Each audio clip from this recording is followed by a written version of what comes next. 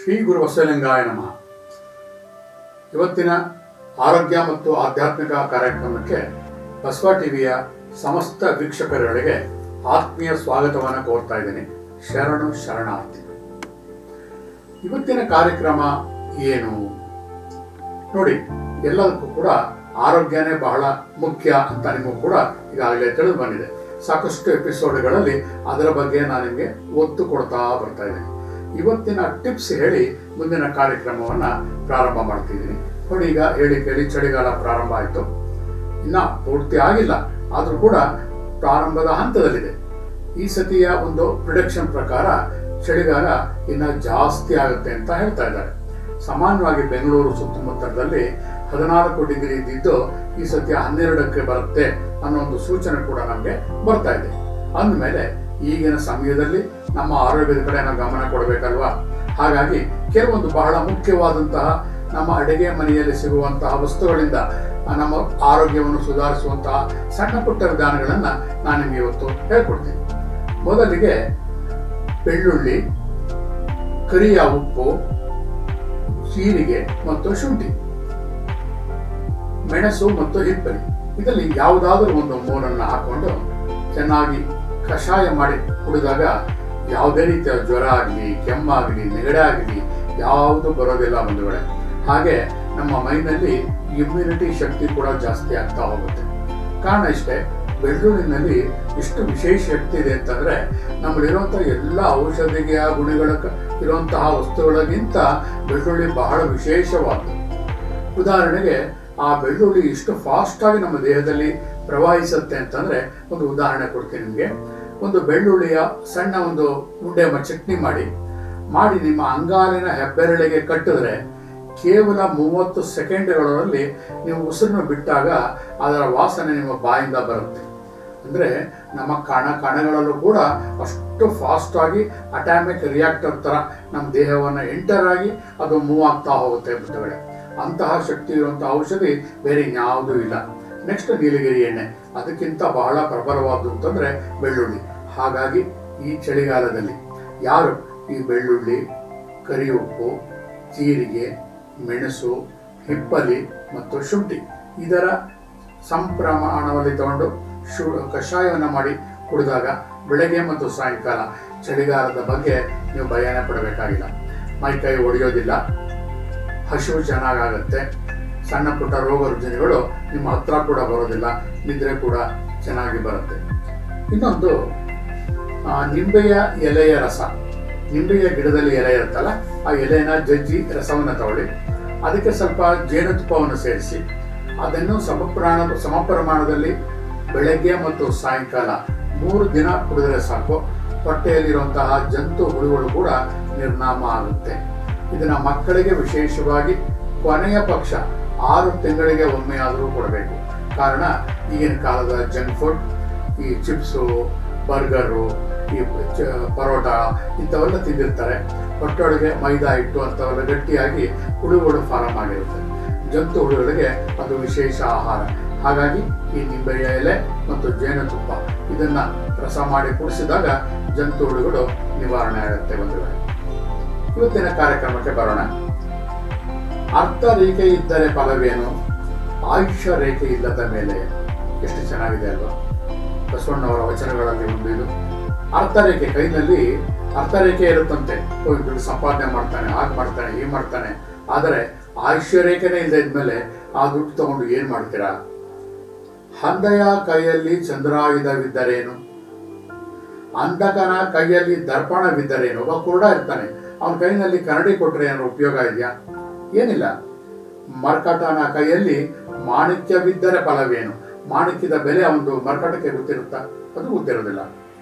ನಮ್ಮ ಕೂಡಲ ಸಂಗಮನ ಶರಣರನ್ನ ಅರಿಯದ ಜನಗಳ ಕೈಯಲ್ಲಿ ಲಿಂಗವಿದ್ದವೇನು ಫಲ. ಲಿಂಗ ಪೂಜೆ ಮಾಡ್ತಾ ಇರ್ತಾರೆ. ಶರಣರ ಕಷ್ಟ ಸುಖಗಳನ್ನು ಅರ್ಥ ಮಾಡ್ಕೊಳ್ಳೋದ್ರ ಮೇಲೆ ಏನು ಉಪಯೋಗ ಇದೆ ಅಲ್ವಾ? ಎಷ್ಟು ಚೆನ್ನಾಗಿದೆ ಅಲ್ವಾ ಕೂಡಲ ಸಂಗಮ ದೇವನ ಈ ವಚನಗಳು. ಇದನ್ನು ಯಾಕೆ ಇವತ್ತು ಹೇಳ್ತಾ ಇದ್ದೀನಿ ನೋಡಿ. ಸಾಮಾನ್ಯವಾಗಿ ನಾವು ಏನು ಮಾಡ್ತೀವಿ, ಪ್ರತಿ ದಿವಸ ಅದು ಬೇಕು, ಇದು ಬೇಕು, ನೂರಾರು ಬಗ್ಗೆ ತಲೆಗೆಡಿಸ್ಕೊತಾ ಇರ್ತೀವಿ. ಆದರೆ ಮುಖ್ಯವಾಗಿ ಮನುಷ್ಯನಿಗೆ ಬೇಕಾಗಿರೋದೇ ಆರೋಗ್ಯ. ಆರೋಗ್ಯವಿಲ್ಲದ ಮೇಲೆ ಯಾವುದು ಕೂಡ ಇಲ್ಲ. ಆರೋಗ್ಯ ಅಂದ್ರೇನು? ಬರೀ ನಮ್ಮ ನೋಡೋಕೆ ಚೆನ್ನಾಗಿದ್ದು ಶಕ್ತಿಯುತ ಇದ್ರೆ ಸಾಕ? ಇಲ್ಲ, ಮಾನಸಿಕವಾಗಿ ಕೂಡ ನಾವು ಆರೋಗ್ಯವಾಗಿರ್ಬೇಕಲ್ವ. ಯಾಕೆಂದ್ರೆ ಮಾನಸಿಕವಾಗಿ ಆರೋಗ್ಯವಾಗಿದ್ದ ಮಾತ್ರ ಒಂದು ಸಮಾಜ ಆರೋಗ್ಯವಾಗಿ ನಡೆಸುತ್ತಾ ಇರುತ್ತೆ. ಹಾಗಾಗಿ ನಾವು ವಿಶೇಷ ದೊಡ್ಡ ಪೋರ್ಟ್ಫೋಲಿಯೋ ಯಾವ್ದಾದ್ರು ಬೇಕು ಅಂತಂದ್ರೆ ಆರೋಗ್ಯನೇ ನಾವು ಮೊದಲು ಪ್ರಿಫರ್ ಮಾಡಬೇಕು. ಯಾಕಂತಂದ್ರೆ ಏನಿದ್ದರೇನು, ಏನು ಆರೋಗ್ಯ ಇದ್ಮೇಲೆ ನಿಮ್ಗೆ ಏನು ಉಪಯೋಗದೇ ಇಲ್ಲ. ಫಾರ್ ಎಕ್ಸಾಂಪಲ್, ಯಾವುದೋ ಒಂದು ಟೂರ್ ಹೋಗಿರ್ತೀರ, ತುಂಬಾ ಬಗೆಯ ರುಚಿಗಳು, ಖಾದ್ಯಗಳು ಎಲ್ಲ ರೆಡಿ ಮಾಡ್ಕೊಂಡು ಹೋಗಿರ್ತೀರ. ಆದ್ರೆ ಅಲ್ಲಿ ಇದ್ದಕ್ಕಿದ್ದಾಗ ನಿಮ್ಗೆ ಹೊಟ್ಟೆ ನೋವು ಬಂದ್ಬಿಡುತ್ತೆ. ಏನ್ ಮಾಡ್ತೀರಾ ಅವಾಗ? ಏನೋ ಮಾಡೋಕ್ಕಾಗೋದಿಲ್ಲ. ಇಲ್ಲೋ ಒಂದ್ ಕಡೆ ಮೂಲೆಗೆ ಕೂತ್ಬಿಡ್ತೀರಾ, ಇವಾಗ ನಂಗೇನೋ ಬೇಡಪ್ಪ. ಆಮೇಲೆ ಪ್ರಕೃತಿ ಸೌಂದರ್ಯ ಕೂಡ ನಾವು ಆಸ್ವಾದನೆ ಮಾಡೋಕ್ಕಾಗೋದಿಲ್ಲ. ಅಂತಹ ಒಂದು ನಿರ್ಲಿಪ್ತ ಸ್ಥಿತಿ ಬರ್ತೀವಿ. ಅಥವಾ ಇದ್ದಕ್ಕಿದ್ದಾಗೆ ಒಂದು ಲೂಸ್ ಮೋಷನ್ ಆಗೋಯ್ತು. ಅವಾಗ ಏನ್ ಮಾಡ್ತೀರಾ? ಆ ಪಕ್ಕದಲ್ಲಿರುವಂತಹ ಸ್ನೇಹಿತರ ಬಂಧು ಬಳಗದವರು ಸಂತೋಷದಲ್ಲಿ ಕೂಡ ನಾವು ಭಾಗಿಯಾಗೋಕ್ಕಾಗೋದಿಲ್ಲ ಬಂಧುಗಳೇ. ಹಾಗಾಗಿ ಆರೋಗ್ಯ ಅನ್ನೋದು ಬಹಳ ಮುಖ್ಯ. ನಾವೇನ್ ಮಾಡ್ತೀವಿ, ಈ ಆರೋಗ್ಯ ಅನ್ನೋ ಒಂದು ಕಾನ್ಸೆಪ್ಟ್ ಇದೆಯಲ್ಲ, ನಮ್ಮ ವಯಸ್ಸು ಆದಂಗೆ ಬದಲಾವಣೆ ಆಗ್ತಾ ಹೋಗುತ್ತೆ. ಸಾಮಾನ್ಯವಾಗಿ 0 ಚಿಕ್ಕ ಮಗುವಿನಿಂದ 5 ವರ್ಷದವರೆಗೆ ತಂದೆ ತಾಯಿಗಳು ನೋಡ್ಕೊಳ್ತಾರೆ. ಆಗ ನಮ್ಗೆ ಗೊತ್ತಿರೋದಿಲ್ಲ.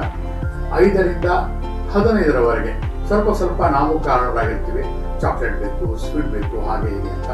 ಪ್ರೌಢಾವಸ್ಥೆ ಬಂದ ಮೇಲೆ ನಮ್ಮ ಕೈನಲ್ಲಿ ದುಡ್ಡಿರುತ್ತೆ, ಸ್ವಾತಂತ್ರ್ಯ ಇರುತ್ತೆ, ನಮ್ಗೆ ಇಷ್ಟ ಬಂದದನ್ನ ತಿನ್ನಕ್ಕೆ ಶುರು ಮಾಡ್ತೀವಿ ಬಂಧುಗಳೇ. ಆವಾಗಲೇ ನಮ್ಮ ಆರೋಗ್ಯ ಹಾಳಾಗೋದು. ಎಲ್ಲಿಯವರೆಗೆ ನಮಗೆ ಪ್ರೌಢಾವಸ್ಥೆ ಬರುತ್ತೋ ಅಲ್ಲಿಯವರೆಗೆ ನಾವು ಇನ್ನೊಬ್ಬರ ಅಧೀನದಲ್ಲಿದ್ದಾಗ ನಮಗೆ ಆರೋಗ್ಯದ ಬಗ್ಗೆ ಅಷ್ಟು ಗಮನವನ್ನು ನಾವು ಕೊಡೋದಿಲ್ಲ. ಅಲ್ಲಿಯವರೆಗೆ ತಂದೆ ತಾಯಿಗಳ ಒಂದು ಆಶ್ರಯದಲ್ಲಿ ಬೆಳೀತಾ ಇರ್ತೀವಿ. ಪ್ರೌಢಾವಸ್ಥೆ ಬಂದ ತಕ್ಷಣ ಏನಾಗುತ್ತೆ? ಫ್ರೀನೆಸ್ ಬಂದ್ಬಿಡುತ್ತೆ. ಸ್ನೇಹಿತರು ಇರ್ತಾರೆ, ಬಂದು ಬಳಗದವ್ರು ಇರ್ತಾರೆ. ನಾ ಏನು ಬೇಕಾದ್ರೂ ಕಲ್ಲು ಬೇಕಾದ್ರೂ ತಿಂದು ಅರಗಿಸ್ಕೊತೀನಿ ಅನ್ನೋ ಒಂದು ಕೆಚ್ಚಿರುತ್ತೆ. ಅದು ಅಲ್ಲದೆ ರಕ್ತದಲ್ಲಿ ಒಂದು ರೀತಿಯ ಪೌರುಷ ಶಕ್ತಿ ಯಾವಾಗ ಮನುಷ್ಯನಿಗೆ ಜಾಸ್ತಿ ಆಗುತ್ತೋ ಆವಾಗ ಒಂದು ರೀತಿಯ ಕೆಚ್ಚೆದೆ ಬಂದ್ಬಿಡುತ್ತೆ. ಅಯ್ಯೋ, ಯಾರು ಹೇಳಿದ್ದೇನು ಕೇಳೋದು, ನಂಗೆ ಇಷ್ಟ ಬಂದಿದ್ದೆ ಮಾಡೋದು, ನಿಮಗೆ ರುಚಿಯಾಗಿದ್ದೇನೆ ತಿನ್ನೋದು. ಇದೇ ಇವತ್ತಿನ ಎಲ್ಲ ಅನಾರೋಗ್ಯಗಳಿಗೆ ಮೂಲ ಬಂಧುಗಳೇ. ಯಾವಾಗ ನಾವು ಈ ಪ್ರೌಢಾವಸ್ಥೆಗೆ ಬಂದ ತಕ್ಷಣವೇ ಕಂಡದ್ದನ್ನೆಲ್ಲ ತಿನ್ನೋದು, ಕ್ಲೀನ್ಲಿನೆಸ್ ಇರೋದಿಲ್ಲ, ಹೈಜೆನಿಕ್ ಇರೋದಿಲ್ಲ, ಆ ಥರ ಆಗಿ ಏನಾಗುತ್ತೆ, ನಾವು ಕಾಯಿಲೆಯ ಗೂಡಾಗ್ತೀವಿ. ಬರೀ ಕಾಯಿಲೆ ನಮಗೆ ಮಾತ್ರ ಬರೋದಿಲ್ಲ, ನಮ್ಮಿಂದ ನಾವು ಸಮಾಜಕ್ಕೆ ಕೂಡ ಹರಡ್ತಾ ಹೋಗ್ತೀವಿ. ಇನ್ನು ಯೌವನಾವಸ್ಥೆ ದಾಟಿ ಇನ್ನು ವೃದ್ಧಾಪ್ಯಕ್ಕೆ ಹತ್ರ ಬರ್ತಿರೋ ಟೈಮಲ್ಲಿ ಕಂಪ್ಲೀಟ್ ದೇಹ ಕಾಯಿಲೆಯ ಗೂಡಾಗಿರುತ್ತೆ. ಬರೀ ಬೌದ್ಧಿಕವಾಗಿ ಅಲ್ಲ, ಆಧ್ಯಾತ್ಮಿಕವಾಗಿ ಮತ್ತು ಮಾನಸಿಕವಾಗಿ ಕೂಡ. ಯಾವಾಗ ಮಾನಸಿಕವಾಗಿ ನಾವು ಒಂದು ರೀತಿಯ ಮುಪ್ಪನ್ನು ಅಳವಡಿಸಿಕೊಳ್ತೀವೋ ನಮ್ಮ ದೇಹದಲ್ಲಿ, ನಮ್ಮ ಮಾತು ಕತೆ ಎಲ್ಲವೂ ಕೂಡ ಒಂದು ರೀತಿಯ ನೆಗೆಟಿವ್ ಥಿಂಕಿಂಗ್ ಪ್ಯಾಟರ್ನ್ ಇರುತ್ತೆ. ಯಾವಾಗಲೂ ಕೂಡ ಮನುಷ್ಯ ಬದುಕೋದು ಒಂದು ನಂಬಿಕೆಯ ಮೇಲೆ, ಕಂಪ್ಲೀಟ್ ಒಂದು ಬಿಲೀಫ್ ಸಿಸ್ಟಮ್ ಅಂತ ಇರುತ್ತೆ. ನಾವು ಒಂದು ಯೌವನದಲ್ಲಿ ಇದ್ದಾಗಂತಹ ನಂಬಿ ಬಂದಂತಹ ಕೆಲವು ಘಟನೆಗಳು, ನಮ್ಮ ಅನುಭವಗಳು ಎಲ್ಲವನ್ನು ಮೇಳೈಸಿಕೊಂಡು ನಮ್ಮ ಒಂದು ವೃದ್ಧಾಪ್ಯದ ಸಮಯದಲ್ಲಿ ನಾವೊಂದು ಪರಿಪಕ್ವವಾದ ಅನುಭವದ ಸ್ಥಿತಿಗೆ ಬಂದಿರ್ತೀವಿ. ಆಗೇನಾಗಿರುತ್ತೆ, ನಮ್ಮನ್ನು ನಾವು ನಿಯಂತ್ರಿಸಿಕೊಳ್ಳುವಂತಹ ಹಂತವನ್ನು ದಾಟಿ ಹೊರಟೋಗಿರ್ತೀವಿ. ನಾವು ದಾಟೋಗಿರ್ತೀವಿ, ನಮ್ಗೇನು ಮಾಡ್ಕೊಳಕ್ಕಾಗೋದಿಲ್ಲ. ಆದರೆ ನಮ್ಮ ಮಾತನ್ನ ಬೇರೆಯವರ ಕೇಳೋದಿಲ್ಲ. ಅದಕ್ಕೋಸ್ಕರ ಹಿಂದಿನ ಕಾಲದವ್ರು ಏನ್ ಮಾಡ್ತಿದ್ರು ಅಂತಂದ್ರೆ, ತಾವು ಕೂಡ ಅದನ್ನ ಫಾಲೋ ಮಾಡಿ ಇನ್ನೊಬ್ಬರಿಗೆ ಆದರ್ಶಪ್ರಾಯರಾಗಿರ್ತಿದ್ರು. ನಾವುಗಳೇ ಸಿಕ್ಕಾಪಟ್ಟೆ ತಿಂತಾ ಇದ್ದು ನಮ್ಮ ಮಕ್ಕಳಿಗೆ ಅದು ತಿನ್ಬೇಡ ಇದು ತಿನ್ಬೇಡ ಅಂತಂದ್ರೆ ಖಂಡಿತ ಅವರ ಆರೋಗ್ಯ ಸುಧಾರಿಸುತ್ತಾ ಇಲ್ಲ. ಹಾಗಾಗೇನೆ ಹಿಂದಿನ ದಾರ್ಶಕರು, ಈ ಬಸವಣ್ಣನವರು, ಗುರುಗಳು ಇಂಥವರೆಲ್ಲ ಏನು ಹೇಳಿದ್ದಾರೆ ಅಂತಂದ್ರೆ, ನಾವು ಮತ್ತೊಬ್ಬರಿಗೆ ಆದರ್ಶವಾಗಿರಬೇಕು. ಯಾವಾಗ ನಮ್ಮ ಮನೆಯಲ್ಲಿ ಒಂದು ಹಿಡಿತ ಇರುತ್ತೋ, ಒಂದು ಬಿಗಿ ಇರುತ್ತೋ ಆಹಾರದ ವಿಷಯಗಳಲ್ಲಿ, ಆರೋಗ್ಯ ವಿಷಯದಲ್ಲಿ, ಆಗ ಬೇರೆಯವರು ಕೂಡ ನಮ್ಮನ್ನ ಫಾಲೋ ಮಾಡ್ತಾರೆ. ಹಾಗಾದ್ರೆ ಆರೋಗ್ಯ ಅಂತಂದ್ರೇನು? ಏನಾದ್ರು ಕಾಯಿಲೆ ಬಂದರೆ ಡಾಕ್ಟರ್ ಹತ್ರ ಹೋಗೋದು, ಔಷಧಿ ತಗೊಳ್ಳೋದು, ಅದೊಂದೇನಾ? ಹೌದು. ಹಿಂದಿನ ಒಂದು ಗುಹಾಯುಗದ ಕಾಲದಿಂದ ನಾವು ಅನಲೈಸ್ ಮಾಡಿಕೊಂಡು ಬಂದಾಗ ಏನಾಗ್ತಾ ಇದೆ, ಮನುಷ್ಯನ ಒಂದು ಸ್ವಭಾವ, ಒಂದು ಮೆದುಳಿನ ಪ್ರಕ್ರಿಯೆಗಳು ಬೆಳೀತಾ ಬೆಳೀತಾ ಬೆಳೀತಾ ಬೆಳೀತಾ ಅವನಿಗೆ ಈ ಅನ್ವೇಷಣೆಗಳನ್ನು ಮಾಡೋಕ್ಕೆ ಶುರು ಮಾಡಿದ. ಅದರ ಒಂದು ಪ್ರತಿಫಲವೇ ಈ ಕೆಮಿಕಲ್ ಯುಗ ಅಂತ ಹೇಳ್ತಾ ಇದೀವಲ್ಲ, ಚಿನ್ನದ ಯುಗ ಮುಗಿದು ಕೆಮಿಕಲ್ ಯುಗದಲ್ಲಿ ಸಾಕಷ್ಟು ವ್ಯಾಕ್ಸಿನ್ಗಳು, ಔಷಧಿಗಳು, ಕೆಲವೊಂದು ಕಾಯಿಲೆಗಳಿಗೆ ಇಂಥದೇ ಔಷಧಿ ತಗೋಬೇಕು ಅಂತ ಒಂದು ಮೈಕ್ರೋ ಅನಾಲಿಸಿಸ್ ಮಾಡಿ ಮನುಷ್ಯ ಇದನ್ನೆಲ್ಲ ಕಂಡುಹಿಡಿತಾ ಬರ್ತಾ ಇದ್ದಾನೆ. ಬೇಕು, ನಿಜಾರು ಇದು ಶ್ಲಾಘನೀಯ. ಆದರೆ ಇದರ ಜೊತೆ ಏನು ಮರಿತಾ ಇದ್ದಾನೆ ಅಂದರೆ, ಮನುಷ್ಯ ದೇಹ ಅನ್ನೋದು ಬರೀ ಬೇರೆ ಬೇರೆ ಪಾರ್ಟ್ಗಳನ್ನು ಸೇರಿಸಿ ಮಾಡಿರುವಂತಹ ಒಂದು ಯಂತ್ರ ಅಲ್ಲ. ಇದು ಒಂದು ಹೋಲಿಸ್ಟಿಕ್ ಅಂತ ಹೇಳ್ತೀವಿ, ಪರಿಪೂರ್ಣತೆ ಉಳ್ಳಂತಹ ಒಂದು ದೇಹ. ಪರಿಪೂರ್ಣತೆ ಅಂದರೆ ಬರೀ ದೇಹ ಅಷ್ಟೇನಾ? ಅಲ್ಲ. ಇದ್ರಿಗೂ ಏನಾಗ್ತಾ ಇತ್ತು ಅಂದರೆ ಆರೋಗ್ಯ ಅಂತಂದರೆ ನಮ್ಮ ದೇಹದ ನರನಾಡಿಗಳು ಚೆನ್ನಾಗಿದೆಯಾ, ಕೈಕಾಲುಗಳು ಚೆನ್ನಾಗಿದೆಯಾ, ಅವು ಆರೋಗ್ಯವಾಗಿದ್ದರೆ ಸಾಕು ಅಷ್ಟೇ ಅಂತ ಒಂದು ಆರೋಗ್ಯದ ಒಂದು ಕಲ್ಪನೆ ಇತ್ತು. ವರ್ಲ್ಡ್ ಹೆಲ್ತ್ ಆರ್ಗನೈಸೇಷನ್ ಒಂದು ಸ್ಟೇಟ್ಮೆಂಟ್ ಪ್ರಕಾರ ಕೂಡ ಆರೋಗ್ಯ ಅಂದರೆ ಬರೀ ದೈಹಿಕ ಆರೋಗ್ಯ ಅಲ್ಲ, ಮಾನಸಿಕ ಆರೋಗ್ಯ ಕೂಡ ಮುಖ್ಯ ಅಂತ ಒಂದು ಲೈನನ್ನು ಸೇರಿಸಿದೆ. ಹಾಗಾಗಿ ನಾವು ಏನು ಮಾಡಬೇಕೀಗ? ಈಗ 21ನೇ ಶತಮಾನದ ಅಂತ್ಯದಲ್ಲಿ ಬರ್ತಾ ಇದ್ದೀವಿ ನಾವೀಗ. ಈಗ ಬರೀ ಈ ಕೆಮಿಕಲ್ ಔಷಧಿಗಳು ಒಂದೇ ನಮಗೆ ಸಾಲದು. ಕೆಲವೊಂದು ಸಾಕಷ್ಟು ಹಿಂದಿನಿಂದ ಪ್ರಚಲಿತವಿದ್ದ ಯುಗಾಂತರಗಳಿಂದ ಬಂದು ನಶಿಸಿ ಹೋಗಿ ಒಂದು ಹಂತಕ್ಕೆ ಬಂದಿರುವಂತಹ ಕೆಲವೊಂದು ಹಳೆಯ ಒಂದು ತತ್ವಗಳನ್ನು ನಾವು ಮತ್ತೆ ಪ್ರತಿಸ್ಥಾಪನೆ ಮಾಡಬೇಕಾಗಿದೆ. ಕೆಲವೊಂದು ಹಿಸ್ಟ್ರಿಗಳನ್ನು ನೋಡಿದಾಗ ಏನಾಗಿದೆ, ಕೆಲವು ಫಾರ್ ಎಕ್ಸಾಂಪಲ್ ಹಿಪ್ನೋಥೆರಪಿ, ಹಿಪ್ನಾಟಿಸಮ್ ಕೇಳಿದ್ವಿ. ಅದು ಹಿಂದೆ ಒಂದು ಕಾಲದಲ್ಲಿ ಬಹಳ ಪ್ರಚಲಿತವಿತ್ತು. ಒಂದು ಹೊಸ ವಿದ್ಯೆ ಅಂತ ನೀವು ಅಂದ್ಕೊಂಡಿರ್ಬೋದು, ಆದರೆ ಈ ಸಂವಹನ ವಿದ್ಯೆ ಅನ್ನೋದು ತುಂಬ ಹಳೆಯದೇನೆ. ಯುಗಾಂತರಗಳಲ್ಲಿ ಈ ಯುದ್ಧಗಳು ನಡೀತಿದ್ದಂಥ ಕಾಲದಲ್ಲಿ ಸಂವಹನಾಸ್ತ್ರ ಪ್ರಯೋಗ ಮಾಡ್ತಾ ಇದ್ರು ಅಂತೆಲ್ಲ ಕೇಳಿದ್ದೀವಿ ನಾವು. ಅಂದಮೇಲೆ ಸಂವಹನ ಅನ್ನೋ ಪದ ಇವತ್ತು ನೆನ್ನೆಯದಲ್ಲ, ತುಂಬ ಹಳೆಯದು. ಏನಿದು ಸಂವಹನ? ಇವತ್ತಿನ ಒಂದು ಕಾಲ ಟೈಮು ಪಾಸ್ ಆಗ್ತಾ ಜನಗಳು ಏನು ಅನ್ಕೋತಾ ಇದ್ದಾರೆ ಅಂತಂದರೆ, ಕೆಲವೊಂದು ನೆಗೆಟಿವ್ ಥಿಂಕಿಂಗ್ ಮಾಡುವಂತಹ ಜನಗಳು ಹಿಪ್ನಾಟಿಸಮ್ ಅಂತಂದರೆ ಕೆಟ್ಟದು, ಯಾರನ್ನಾರು ವಶೀಕರಣ ಮಾಡ್ಕೊಳ್ಳೋದು, ಅನ್ಯಾಯ ಮಾಡೋದು, ಇದೇ ಅವರ ಮೈಂಡನಲ್ಲಿ ತುಳುಕಾಡ್ತಾ ಇದೆ ಬಂಧುಗಳೇ. ಆದರೆ ಸಂವಹನ ವಿದ್ಯೆ ಅಂತ ಇದೆಯಲ್ಲ, ಅದು ಒಂದು ವಿಶೇಷವಾದಂತಹ ವಿದ್ಯೆ. ಅದೇನೋ ಹೊಸತೇನಲ್ಲ ಅದು. ಆ್ಯಕ್ಚುಲಿ ಒಬ್ಬ ವ್ಯಕ್ತಿಯನ್ನು ನಾರ್ಮಲ್ ಸ್ಟೇಟ್ ಆಫ್ ಮೈಂಡಿಂದ ಆಲ್ಟರ್ ಸ್ಟೇಟ್ ಆಫ್ ಮೈಂಡಿಗೆ ಒಂದು ತಂತ್ರ ವಿದ್ಯೆಯಿಂದ ಕರ್ಕೊಂಡು ಹೋದಾಗ ಅವನ ಮನಸ್ಸು ಸ್ಟಿಲ್ನೆಸ್, ಒಂದು ಶಾಂತಿಯಾಗಿ ಒಂದು ಅಚಲವಾದಂತಹ ಒಂದು ಸ್ಥಿತಿಗೆ ಬರುತ್ತೆ. ಆ ಸ್ಥಿತಿಯಲ್ಲಿ ಮನೋಲಯದ ಕೆಲವು ಏನು ವೇವ್ಸ್ ಅಂತ ಹೇಳ್ತೀವಲ್ಲ, ಅವೆಲ್ಲ ಶಾಂತವಾಗಿರುತ್ತೆ. ಆ ಒಂದು ಮನಸ್ಸು ತಿಳಿಯಾದಾಗ ಅವನ ಮನಸ್ಸಿನ ಒಳಗಡೆ ಇರುವಂತಹ ನೆನಪಿನ ಪದರಗಳನ್ನು ನಾವು ಹೆಕ್ಕಿ ತೆಗೆಯಬಹುದು. ಈ ತಂತ್ರವೇ ಹಿಪ್ನಾಟಿಸಮ್ ಅಷ್ಟೇ, ಬೇರೆ ಇನ್ನೇನೂ ಅಲ್ಲ. ಸಾಮಾನ್ಯವಾಗಿ ಏನಾಗುತ್ತೆ ಅಂತಂದರೆ, ನಾವು ಯಾವುದೇ ಒಂದು ಹೊಸ ವಿದ್ಯೆ ಇರ್ಬೋದು, ಜನಕ್ಕೆ ಗೊತ್ತಿಲ್ಲದೆ ಇರುವಂತಹ ವಿದ್ಯೆಗಳನ್ನು ನಾವು ಇಂಟ್ರೊಡ್ಯೂಸ್ ಮಾಡಿದಾಗ ಸಾಮಾನ್ಯವಾಗಿ ಏನು ಕಾನ್ಸೆಪ್ಟ್ ಇದೆ ಅಂತಂದರೆ, ಇದಕ್ಕೆ ಅಪ್ರೂವಲ್ ಇದೆಯಾ, ಇದಕ್ಕೆ ಅನುಕೂಲ ಇದೆಯಾ, ಸೈಂಟಿಫಿಕ್ ರೀಸನ್ ಇದೆಯಾ, ನಾವು ಹೀಗೆ ಮಾತಾಡ್ತಾ ಹೋಗ್ತಾ ಇರ್ತೀವಿ. ಉಸಿರಾಡುವ ಗಾಳಿಗಾಗಲಿ, ಕುಡಿಯುವ ನೀರಿಗಾಗಲಿ, ಹರಿಯುವ ನೀರಿಗಾಗಲಿ ಯಾರು ಕೂಡ ಅಪ್ಪಣೆ ಕೊಡಬೇಕಾಗಿಲ್ಲ ಬಂಧುಗಳೇ.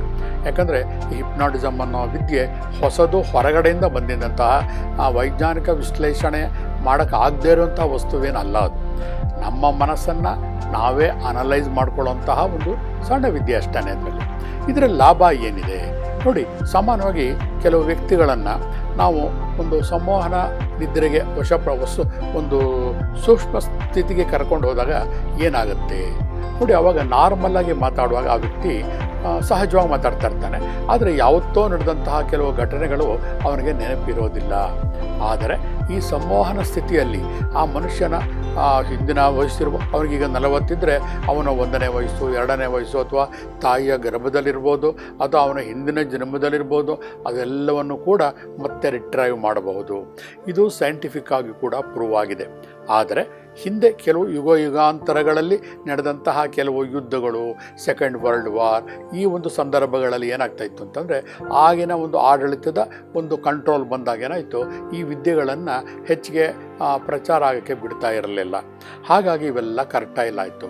ಇವತ್ತು ನಮ್ಗೆ ಏನಾಗಬೇಕಾಗಿದೆ, ಯಾವುದೋ ಒಂದು ವಿಧಾನ ಒಟ್ಟಿನಲ್ಲಿ ನಮಗೆ ನಮ್ಮ ತೊಂದರೆಗಳು ಪಾರಾಗಿ ಮನುಷ್ಯನಿಗೆ ಆರೋಗ್ಯವನ್ನು ಕೊಡಬೇಕು. ಅದೇ ನಮ್ಮ ಉದ್ದೇಶ ನೋಡಿ. ಈಗ ನಮ್ಮ ಕ್ಲಿನಿಕ್ಕಲ್ಲಿ ಇದೇ ಒಂದು ಟ್ರೀಟ್ಮೆಂಟನ್ನು ಕೊಡ್ತಾ ಇದ್ದೀನಿ, ಹಿಪ್ನೋಥೆರಪಿಯನ್ನು ಕೂಡ ಕೊಡ್ತಾ ಇದ್ದೀನಿ. ಉದಾಹರಣೆ ಹೇಳಿದಾಗ ನಿಮಗೆ ಬಹಳ ಇದರ ಲಾಭ ಅರ್ಥ ಆಗ್ತಾ ಹೋಗುತ್ತೆ. ಸಾಮಾನ್ಯವಾಗಿ ಏನೇ ಆರೋಗ್ಯದ ತೊಂದರೆ ಆದರೂ ಕೂಡ ಜನ ಏನು ಮಾಡ್ತಾರೆ, ಎಲ್ಲ ಡಾಕ್ಟ್ರುಗಳನ್ನು ನೋಡ್ತಾರೆ, ಎಲ್ಲ ವಿಧವಾದಂತಹ ಅಲೋಪತಿ, ಹೋಮಿಯೋಪತಿ ಎಲ್ಲವನ್ನು ಕೂಡ ನೋಡಿ ಕೊನೆಗೆ ಸಾಕಾಗಿ ಗುಣ ಆದಾಗ ಸಂತೋಷ ಪಡ್ತಾರೆ, ಆಗದೇ ಇದ್ದಾಗ ತುಂಬ ಕಷ್ಟಪಡ್ತಾನೆ ಇರ್ತಾರೆ. ಆವಾಗ ಯಾತಕ್ಕೋಸ್ಕರ ಈ ಆಲ್ಟರ್ನೇಟಿವ್ ಥೆರಪಿ ಪ್ರಯತ್ನ ಪಡಬಾರ್ದು, ಮಾಡಲೇಬಾರ್ದು ಅಂತ ಎಲ್ಲೂ ಕೂಡ ರೂಲ್ಸ್ ಏನಿಲ್ಲ. ಹಾಗಾಗಿ ಈ ಒಂದು ವಿದ್ಯೆಯನ್ನು ಪ್ರಯೋಗ ಮಾಡಿದಾಗ ಏನಾಗುತ್ತೆ, ಅವನ ಮನಸ್ಸಿನಲ್ಲಿ ಅಂತರ್ಗತವಾದಂತಹ ಕೆಲವೊಂದು ನೆನಪುಗಳು, ಕರಾಳ ನೆನಪುಗಳಿರ್ಬೋದು ಅಥವಾ ಒಳ್ಳೆಯ ನೆನಪುಗಳಿರ್ಬೋದು, ಅದನ್ನು ತೆಗೆದು ಅನಲೈಸ್ ಮಾಡಿದಾಗ ಅವನ ಇವತ್ತಿನ ತೊಂದರೆಗೆ ಏನು ಕಾರಣ ಅಂತ ಗೊತ್ತಾಗುತ್ತೆ ಬಂಧುಗಳೇ. ಕೇವಲ ಒಂದು ವ್ಯಕ್ತಿಯನ್ನು ಆ ಒಂದು ಸ್ಥಿತಿಗೆ, ಆಲ್ಟರ್ ಸ್ಟೇಟ್ ಆಫ್ ಮೈಂಡ್ಗೆ ತೆಗೆದುಕೊಂಡು ಹೋದರೆ ಸಾಕು, 70% ಆಫ್ ದಿ ಕಾಯಿಲೆಗಳು ಗುಣ ಆಗ್ತಾ ಹೋಗುತ್ತೆ. ಯಾವ ಔಷಧಿ ಕೂಡ ಬೇಕಾಗಿಲ್ಲ. ನನ್ನ ಉದ್ದೇಶ ಔಷಧಿ ರಹಿತ ಚಿಕಿತ್ಸೆ. ಎಲ್ಲಿ ಅವಶ್ಯಕತೆ ಇದೆಯೋ ಅಲ್ಲಿ ಮಾತ್ರ ಈ ಕೆಮಿಕಲ್ ಔಷಧಿಗಳನ್ನು ಉಪಯೋಗಿಸೋಣ. ಬೇರೆ ಕಡೆಗಳೆಲ್ಲ ಈ ಆಲ್ಟರ್ನೇಟಿವ್ ಥೆರಪೀಸ್ ಏನಿದೆಯಲ್ಲ ಅದರಿಂದನೇ ಸಾಕಷ್ಟು ಗುಣಗಳನ್ನು ನಾವು ಕಾಣಬಹುದು. ಎಷ್ಟೋ ಸತಿ ಕೆಲವು ತೊಂದರೆಗಳು ಕಾಣ್ತಾ ಇರುತ್ತೆ. ಸಾಮಾನ್ಯವಾಗಿ ತೊಂದರೆಗಳು ಎಲ್ಲರಿಗೂ ಕಾಮನ್ ಆಗಿರುತ್ತೆ. ಆದರೆ ಎಷ್ಟೋ ಸತಿ ಔಷಧಿ ತೊಗೊಂಡ್ರೂ ಕೂಡ 10 ಜನಕ್ಕೆ 5 ಜನಕ್ಕೆ ಗುಣ ಆಗುತ್ತೆ, ಇನ್ನು 5 ಜನಕ್ಕೆ ಆಗೋದಿಲ್ಲ. ಆವಾಗ ಈ ವಿದ್ಯೆಗಳೆಲ್ಲ ಬೆಳಕಿಗೆ ಬರುತ್ತೆ ಬಂಧುಗಳೇ. ಯಾಕಂದರೆ ಒಬ್ಬ ಮನುಷ್ಯ ಕಷ್ಟ ಪಡಲೇಬೇಕು ಅಂತ ಏನೂ ಹುಟ್ಟಿಲ್ಲ. ಅವನಿಗೆ ಇಷ್ಟೊಂದು ನಾಲೆಡ್ಜ್ ಇದೆ, ಇಷ್ಟೊಂದು ಅನುಭವಗಳಿದೆ, ಇಷ್ಟು ರಿಸೋರ್ಸಸ್ಗಳಿವೆ. ಹಾಗಾಗಿ ಇದಾಗಲಿಲ್ವಾ, ಸೊ ಅದನ್ನು ಪ್ರಯತ್ನ ಪಡೋಣ, ಸೊ ಇದಾಗಲಿಲ್ವಾ ಮತ್ತೊಂದು ಪ್ರಯತ್ನ ಪಡೋಣ. ಹೀಗೆ ಪ್ರಯತ್ನ ಪಡೋದ್ರಲ್ಲಿ ತಪ್ಪೇನಿಲ್ಲ ಅಲ್ವಾ? ಹಾಗಾಗಿ ಇವತ್ತಿನ ಈ ಕಾರ್ಯಕ್ರಮಗಳು, ಆರೋಗ್ಯ ಮತ್ತು ಆಧ್ಯಾತ್ಮಿಕ ಕಾರ್ಯಕ್ರಮಗಳು, ಎಷ್ಟೋ ಸತಿ ನಾವು ಕೈ ಮೀರಿ ಕೈ ಚೆಲ್ಲಿ ಕುಳಿತಂತಹ ಸಂದರ್ಭಗಳಲ್ಲಿ ಈ ಆಲ್ಟರ್ನೇಟಿವ್ ಥೆರಪಿ ನಮ್ಮ ಸಹಾಯಕ್ಕೆ ಬರುತ್ತೆ. ಇತ್ತೀಚೆಗೆ ಬಂದಂತಹ ಯಾವುದೋ ಒಂದು ಮಗು, 6-7 ವರ್ಷದ ಮಗು, ಮೈಯೆಲ್ಲ ಗಂದೆ ಆಗ್ತಾಯಿತ್ತು. ಸಾಕಷ್ಟು ಡಾಕ್ಟ್ರುಗಳು ತೋರಿಸಿದ್ರು, ಎಲ್ಲ ಥರ ಟ್ರೀಟ್ಮೆಂಟ್ ಕೊಡಿಸಿದ್ರು, ಆಯುರ್ವೇದ ಎಲ್ಲವೂ ಕೂಡ ಆಯಿತು. ಆದರೆ ಅದನ್ನು ನಾವು ಒಂದು ಸುಷುಪ್ತಿ ಸ್ಥಿತಿಗೆ ತೊಗೊಂಡು ಹೋದಾಗ, ಆಲ್ಟರ್ ಸ್ಟೇಟ್ ಆಫ್ ಮೈಂಡಿಗೆ ತೊಗೊಂಡು ಹೋದಾಗ ನಮ್ಗೆ ಯಾವುದೋ ಒಂದು ಜನ್ಮಾಂತರದ ಒಂದು ದೋಷ ಕಂಡು ಬಂತು. ಆ ದೋಷವನ್ನು ಸರಿಪಡಿಸಿದ ತಕ್ಷಣವೇ ಕೇವಲ 5-6 ಸಿಟ್ಟಿಂಗ್ಗಳಲ್ಲೇ ಕಂಪ್ಲೀಟಾಗಿ ಕಾಯಿಲೆಯ ಸಿಂಪ್ಟಮ್ಸ್ಗಳೆಲ್ಲ ಹೊರಟೋಯ್ತು. ಇದೇನು ತೋರಿಸುತ್ತೆ ಅಂದರೆ, ನಮ್ಮ ಮಾಡ್ರನ್ ಸೈನ್ಸ್ ಏನಿದೆ, ನಮ್ಮ ದೈಹಿಕವಾಗಿ ನಮ್ಮ ಒಂದು ಫಿಸಿಕಲ್ ಬಾಡಿ ಮೇಲೆ ಮಾತ್ರ ಪ್ರಯೋಗವನ್ನು ಮಾಡ್ತಾ ಇದೆ.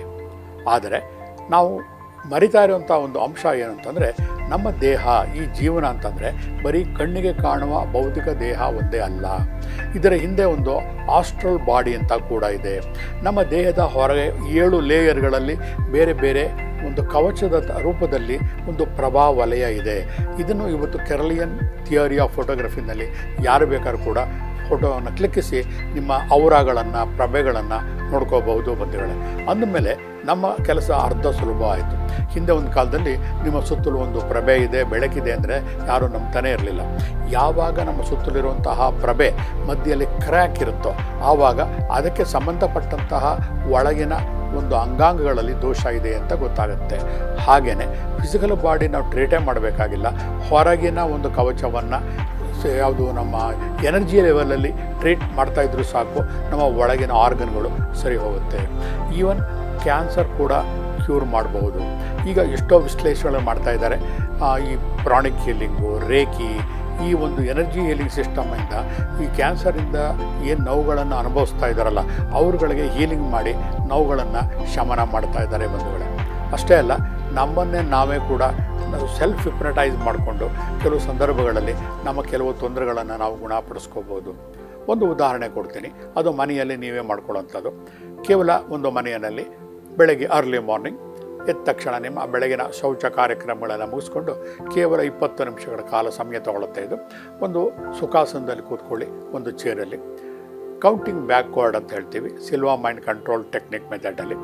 ಏನಿಲ್ಲ, 1ರಿಂದ 10 ಅಂತ ಬ್ಯಾಕ್ವರ್ಡ್ 1, 2, 10 ರಿಂದ 1ಕ್ಕೆ ಬ್ಯಾಕ್ವರ್ಡ್ ಕೌಂಟ್ ಮಾಡ್ಕೋತಾ ಇರಿ. ಕಣ್ಣು ಮುಚ್ಕೊಳ್ಳಿ, ದೀರ್ಘವಾಗಿ ಉಸಿರು ತಗೊಳ್ಳಿ.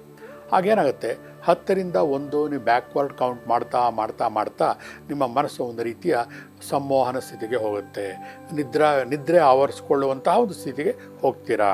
ರಾತ್ರಿಯೆಲ್ಲ ನಿದ್ದೆ ಮಾಡಿರ್ತೀರ, ಹಾಗೆ ನಿದ್ರೆ ಅಲ್ಲ ಅದು, ಆದರೆ ಒಂದು ರೀತಿಯ ಜೋಂಪು ಬರುತ್ತೆ. ಆ ಒಂದು ಜೋಂಪು ಬಂದಾಗ ನಿಮ್ಮ ಮನಸ್ಸಿನಲ್ಲಿ ನಿಮ್ಮ ಮನಸ್ಸು ಎಚ್ಚರವಾಗಿರುತ್ತೆ. ಆ ಟೈಮಲ್ಲಿ ನಿಮ್ಗೆ ಯಾವುದಾದ್ರು ಬಾಡಿನಲ್ಲಿ ನೋವಿದ್ದರೆ, ಫಾರ್ ಎಕ್ಸಾಂಪಲ್ ಮೈಯೆಲ್ಲ ನೋವ್ತಾ ಇರುತ್ತೆ. ಇಮ್ಯಾಜಿನ್ ಮಾಡ್ಕೊಳ್ಳಿ, ಒಂದು ಫ್ಯಾಕ್ಟ್ರಿನಲ್ಲಿ ತುಂಬ ಜನ ಕೆಲಸಗಾರರು ಇರ್ತಾರೆ, ಅವರವರ ಕೆಲಸಗಳನ್ನು ಮಾಡ್ತಾ ಇರ್ತಾರೆ. ಹಾಗೆ ನಿಮ್ಮ ದೇಹದ ತುಂಬ ಇರುವೆಗಳು ಓಡಾಡ್ತಾ ಇರ್ತವೆ. ಅವುಗಳು ಏನು ತಲೆಯಿಂದ ಕಾಲಿನವರೆಗೂ ತಿರುಗಾಡ್ತಾ ನಿಮ್ಮ ದೇಹದ ಎಲ್ಲ ಚಯಾಪಯ ಕ್ರಿಯೆಗಳನ್ನು ಕೂಡ, ರಕ್ತ ಸಂಚಾರಗಳನ್ನು ನೋಡ್ಕೋತಾ ಇರ್ತವೆ. ಆ ಇರುವೆಗಳಿಗೆ ಒಂದು ಕ್ಷಣ ರೆಸ್ಟ್ ಕೊಡೋಣ ಅಂತ ಕಲ್ಪನೆ ಮಾಡ್ಕೊಳ್ಳಿ. 1, 2, 3 ಅಂತ ಅಂದ್ಬಿಟ್ಟು ಕಣ್ಮುಚ್ಕೊಂಡು ಕೂತ್ಕೊತೀರ. ಆ ಇರುವೆಗಳಿಗೆಲ್ಲ ರೆಸ್ಟ್ ಕೊಟ್ಬಿಡಿ, ನಿಮ್ಮ ದೇಹದಿಂದ ಹೊರಗಡೆ ಹೋಗಲಿ. ನಿಮ್ಮ ಆ ಅನುಭವ ಎಷ್ಟು ಚೆನ್ನಾಗಿರುತ್ತೆ ಅಂದರೆ, ನಿಮ್ಮ ದೇಹದಿಂದ ಹೊರಗಡೆ ಹರಿದು ಹೋಗುತ್ತಿರುವಂತಹ ಇರುವೆಗಳ ಸಾಲುಗಳು ಮೈಯೆಲ್ಲ ಒಂದು ರೀತಿಯ ಕಚಗುಳಿ ಇಟ್ಟಂಗೆ ಆಗ್ತಾ ಇರುತ್ತೆ. ಕೇವಲ 2-3 ನಿಮಿಷದಲ್ಲೇ ನಿಮ್ಮ ಮೈಯಲ್ಲಿ ಹರಿದಾಡುತ್ತಿರುವಂತಹ ಆ ಇರುವೆಗಳ ಸಾಲುಗಳು ನಿಮ್ಮ ದೇಹದ ಹೊರಗಡೆ ಹೋದಂತಹ ಒಂದು ದಿವ್ಯ ಅನುಭವ ನಿಮಗೆ ಆಗುತ್ತೆ. ಅಷ್ಟೇ ಅಲ್ಲ, ಆ ಇರುವೆಗಳ ಹೋದ ಜೊತೆಗೆ ನಿಮ್ಮ ದೇಹದ ನೋವು ಕೂಡ ಕಡಿಮೆ ಆಗ್ತಾ ಹೋಗುತ್ತೆ. ಇದನ್ನು ಸಾಕಷ್ಟು ಜನಗಳ ಮೇಲೆ ಪ್ರಯೋಗ ಮಾಡಿದ್ದೀನಿ. ನನ್ನ ಕ್ಲಿನಿಕಲ್ಲಿ ಬರುವಂತಹ ಸಾಕಷ್ಟು ಪೇಯ್ನ್ ರಿಲೀಫ್ ಟೆಕ್ನಿಕ್ಗಳಲ್ಲಿ ಇದು ಕೂಡ ಒಂದು. ಇದನ್ನು ಯಾಕೆ ಹೇಳ್ತಾ ಇದ್ದೆ ಅಂದರೆ, ಎಷ್ಟೋ ಸತಿ ಕೆಲವೊಂದು ನಮ್ಮ ಲೇಟೆಸ್ಟ್ ಡಾಕ್ಟ್ರುಗಳ ಹತ್ರ ಹೋದಾಗ, ಫಾರ್ ಎಕ್ಸಾಂಪಲ್ ಕಣ್ಣಿಗೆ ಸಂಬಂಧಪಟ್ಟಂತಹ ತೊಂದರೆಗಳಿರ್ಬೋದು, ಕಿವಿಗೆ ಪಟ್ಟ ತೊಂದರೆ ಅಂತಿರ್ಬೋದು, ಕ್ಯಾನ್ಸರ್ ಇರ್ಬೋದು, ಡಾಕ್ಟ್ರು ಹೇಳ್ತಾರೆ ಇಷ್ಟೇ, ನಾವೇನೋ ಮಾಡೋಕ್ಕಾಗೋದಿಲ್ಲ, ಇದೇ ಅಲ್ಟಿಮೇಟ್, ಇದು ಲೈಫ್ ಲಾಂಗ್ ಇದನ್ನು ನೀವು ಅನುಭವಿಸ್ತಾ ಇರಬೇಕು. ಫಾರ್ ಎಕ್ಸಾಂಪಲ್ ಎಪಿಲಿಪ್ಸಿ, ಅದೆಲ್ಲ ಬಂದು ಉನ್ಮಾದ, ಇವೆಲ್ಲ ಕೇಳಿಬಿಡ್ತಾರೆ ಡಾಕ್ಟರ್, ಲೈಫ್ ಲಾಂಗ್ ಔಷಧಿ ತಗೋತಾನೆ ಇರಬೇಕು. ಆವಾಗ ನಾವು ಏನು ಹೇಳ್ತೀವಿ, ನಮ್ಮ ಗ್ರಾಚಾರ ಹೀಗಾಗೋಯ್ತಲ್ಲ ಅಂತಂದ್ಬಿಟ್ಟು ನಾವು ಒಂದು ದುಃಖದ ಕೂಪದಲ್ಲಿ ಮುಳುಗ ಹೋಗ್ತಾ ಇರ್ತೀವಿ ಬಂಧುಗಳೇ. ಆದರೆ ಆಲ್ಟರ್ನೇಟಿವ್ ಥೆರಪಿ ಇದೆಯಲ್ಲ, ಇದಕ್ಕೆ ಒಂದು ವರದಾನ. ಇದರಲ್ಲಿ ಸಾಕಷ್ಟು ಮೆಥಡ್ಗಳಿದೆ, ಒಂದು ಅಂತಲ್ಲ. ಇದರಲ್ಲಿ ಯಾವುದಾದ್ರು ಒಂದನ್ನು ಸೆಲೆಕ್ಟ್ ಮಾಡಿಕೊಂಡಾಗ, ಯಾವುದಾದ್ರು ಒಂದು ಕಾಸ್ಮಿಕ್ ಹೀಲರ್ ಹತ್ರ ಇರ್ಬೋದು, ಅಥವಾ ಹಿಪ್ನೋಥೆರಪಿಸ್ಟ್ ಅಂತ ಇರ್ಬೋದು, ರೇಖಿ ಅಥವಾ ಪ್ರಾಣಿಕ್ ಹೀಲಿಂಗ್ ಅಂತ ಇರ್ಬೋದು, ಪ್ರಯತ್ನ ಪಡಿ. ಯಾಕಂದರೆ ಪ್ರಯತ್ನ ಪಡೋಕ್ಕೆ ನಿಮಗೆ ಹೆಚ್ಚಿಗೆ ಖರ್ಚು ಕೂಡ ಏನು ಬರೋದಿಲ್ಲ. ಈ ಅಲೋಪತಿಕಲ್ಲಿ ಡಾಕ್ಟ್ರು ಸ್ಕ್ಯಾನಿಂಗು, MRI ಕೋಟ್ಯಾಂತರ ರೂಪಾಯಿ, ಲಕ್ಷಾಂತರ ರೂಪಾಯಿಗಳನ್ನು ಖರ್ಚು ಮಾಡುವ ಬದಲು, ಅವೆಲ್ಲ ಪ್ರಯತ್ನ ಮಾಡಿರ್ತೀರ, ನಿಸ್ಸಹಾಯಕರಾಗುವ ಬದಲು ಈ ಆಲ್ಟರ್ನೇಟಿವ್ ಥೆರಪಿ ಸ್ವಲ್ಪ ಪ್ರಯೋಗ ಮಾಡಿದಾಗ ಏನಾಗುತ್ತೆ, ಖಂಡಿತದಲ್ಲಿ ಗುಣ ಕಾಣೇ ಕಾಣುತ್ತೆ. ಯಾಕಂದರೆ ಈಗ ಕಳೆದ 20 ವರ್ಷಗಳಿಂದ ನಾನೀಗ ಕಾಸ್ಮಿಕ್ ಹೀಲಿಂಗ್ಗಳನ್ನು ಮಾಡ್ತಾಯಿದ್ದೀನಿ. ಬಸವೇಶ್ವರ ನಗರದಲ್ಲಿರುವಂತಹ ಸಪ್ತರ್ಷಿ ಸಮರ್ಪಣ್ ಹೀಲಿಂಗ್ ಸೆಂಟರ್ಗಳಲ್ಲಿ ಈ ಟ್ರೀಟ್ಮೆಂಟ್ಗಳನ್ನು ಮಾಡ್ತಾಯಿದ್ದೀನಿ. ಕೆಲವೊಬ್ಬರು ಫೋನ್ಗಳಲ್ಲಿ ಕೇಳ್ತೀರಾ, ಆದರೆ ಏನಾಗುತ್ತೆ ಅಂದರೆ ಕೆಲವೊಂದನ್ನು ದೂರದಿಂದ ಕೆಲವೊಂದನ್ನು ಮಾಡೋಕ್ಕಾಗೋದಿಲ್ಲ. ಹಾಗಾಗಿ ಫೋನಲ್ಲಿ ಸಲಹೆಗಳನ್ನು ನಾನು ಕೊಡ್ತೀನಿ. ಆ ಸಲಹೆಗಳನ್ನು ನೀವು ಫಾಲೋ ಮಾಡಿದ್ರೆ 100ಕ್ಕೆ 90-95% ನಿಮ್ಮ ತೊಂದರೆಗಳು ಗುಣವಾಗ್ತಾ ಹೋಗುತ್ತೆ ಬಂಧುಗಳೇ. ಈ ಒಂದು ಕಾರ್ಯಕ್ರಮವನ್ನು ಯಾರು ವೀಕ್ಷಿಸ್ತಾ ಇದ್ದೀರಾ, ಬಸವ ಟಿವಿ ಅವರಿಗೆ ಒಂದು ಸುಲಭವಾದ ಒಂದು ಮಾರ್ಗವನ್ನು ಹೇಳ್ಕೊಡ್ತೀನಿ. ನನ್ನ ನಂಬರ್ಗೆ ನೀವು ಡಯಲ್ ಮಾಡಿ, ಯಾವುದೇ ಸಮಯ ಆಗಲಿ ಆ ನಿಮ್ಮ ನಂಬರ್ನ ನೋಟ್ ಮಾಡಿಕೊಂಡು ಮತ್ತೆ ನಾನು ನಿಮಗೆ ಕಾಲ್ ಬ್ಯಾಕ್ ಮಾಡ್ತೀನಿ. ನೀವು ನಿಮ್ಮ ತೊಂದರೆಗಳನ್ನು ಹೇಳಿ, ನೀವು ಇರುವ ಜಾಗದಲ್ಲೇ ಆನ್ಲೈನ್ನಲ್ಲೇ ನಾನು ನಿಮಗೆ ಟ್ರೀಟ್ಮೆಂಟ್ಗಳನ್ನು ಅಥವಾ ಸಲಹೆಗಳನ್ನು ಕೊಡ್ತೀನಿ. ಪ್ರಯತ್ನ ಪಡಿ. ಯಾಕಂದರೆ ಪ್ರತಿಯೊಂದು ಕೂಡ ಬಿಲೀಫ್ ಸಿಸ್ಟಮ್ ಅಂತ ಇದೆ. ಆ ಬಿಲೀಫ್ ಸಿಸ್ಟಮ್ಮನ್ನು ನಂಬದೆ ಮಾತ್ರ ನಿಮಗೆ ಫಲವನ್ನು ಕಾಣ್ತೀರಿ ವಿನಃ ನಂಬದೇ ಹೋದರೆ ಯಾವುದೂ ಕೂಡ ನಿಮಗೆ ನಂಬಿಕೆ ಕಾಣೋದೇ ಇಲ್ಲ, ಯಾವುದೇ ಫಲವೂ ಕೂಡ ನಿಮಗೆ ಬರೋದಿಲ್ಲ ಬಂಧುಗಳೇ. ಹಾಗಾಗಿ ನಿಮ್ಮ ಆರೋಗ್ಯ ಸುಧಾರಿಸ್ಕೋಬೇಕು ಅಂತಂದರೆ, ನಿಮ್ಮ ಆರ್ಥಿಕ ರೇಖೆಯೇ ನೀವು ಎಂಜಾಯ್ ಮಾಡಬೇಕು ಅಂತಂದರೆ, ನಿಮ್ಮ ಆರೋಗ್ಯ ರೇಖೆಯನ್ನು ನೀವು ಸುಧಾರಿಸ್ಕೊಳ್ಳೇಬೇಕು. ಹಾಗಾಗಿ ಇವತ್ತಿನ ಬಸವ ಟಿವಿಯ ಕಾರ್ಯಕ್ರಮವನ್ನು ನೋಡುತ್ತಿರುವಂತಹ ಎಲ್ಲ ಬಂಧು ಬಾಂಧವರಿಗೆ ಒಂದು ವಿಶೇಷ ಆಫರ್. ಜಸ್ಟ್ ಕಾಲ್ ಮಾಡಿ, ಆನ್ಲೈನಲ್ಲಿ ನಿಮ್ಮ ಟ್ರೀಟ್ಮೆಂಟ್ಗಳನ್ನು ತಗೊಳ್ಳಿ ಅಂತ ಹೇಳಿ ಇವತ್ತಿನ ಕಾರ್ಯಕ್ರಮವನ್ನು ಮುಗಿಸ್ತಾ ಇದ್ದೀನಿ. ಎಲ್ಲರಿಗೂ ಶರಣಾರ್ಥಿ.